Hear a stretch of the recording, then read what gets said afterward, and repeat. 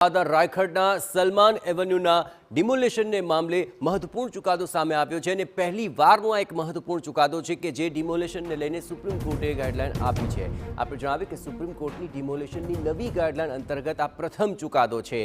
હાઈકોર્ટનો તત્કાલ સુનાવણીની માંગ સાથે રાહતની અરજી પર આ હુકમ કે જ્યાં 28 પાનાના વિગતવાર હુકમ સાથે હાઈકોર્ટે અરજદારની માંગ ફગાવી દીધી। હાઈકોર્ટે વિવાદિત ગેરકાયદે બાંધકામ તોડવા મંજૂરી આપી। હાઈકોર્ટના હુકમ બાદ અરજદારની વચગાળાની રાહતની માંગ કોર્ટે ફગાવી છે। અરજદારને કાર્યવાહી માટે 6 વર્ષનો સમયગાળો મળ્યો હોવાનું કોર્ટે નોંધ્યું છે। અને આ સમગ્ર મામલે વધુ વિગતે વાત કરવા માટે જોડાઈ રહ્યા છે TV9 સંવાદદાતા રોનક વર્મા। રોનક, આખરે કોર્ટે પોતાના હુકમમાં કઈ કઈ બાબતોની નોંધ લીધી છે?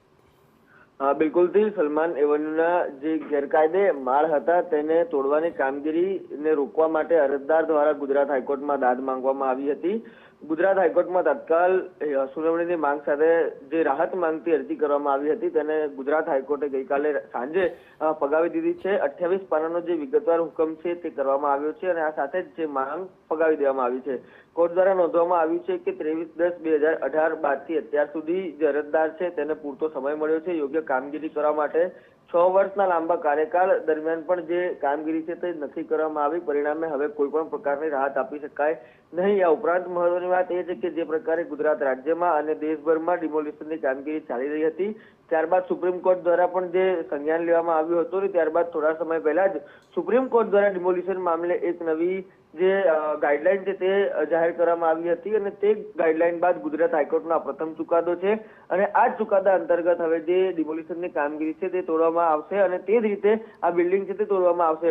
મહત્વની વાત એ છે કે જે પ્રકારે કાર્યવાહી કરવામાં આવતી હતી અને જે પ્રકારે દાદ માંગવામાં આવી હતી, સરકારી વકીલ અને એએમસીનો પક્ષ મૂકતા જે વકીલ છે GA12 તેમના તરફથી કહેવામાં આવ્યું હતું કે જે ગુડા એક્ટ છે, આ ઉપરાંત જીપીએમસી એક્ટ છે તેના કોઈ પણ નિયમોનું પાલન કરવામાં ન આવ્યું હતું અને આ પ્રકારે જે ગેરકાયદે બાંધકામો થઈ રહ્યા છે, અતિક્રમણ થઈ રહ્યા છે, ચોક્કસ ક્યાંક ને ક્યાંક સરકારની અને તંત્રની કાર્યવાહીથી આવા પ્રકારના નિર્ણયના કારણે ફરક પડશે।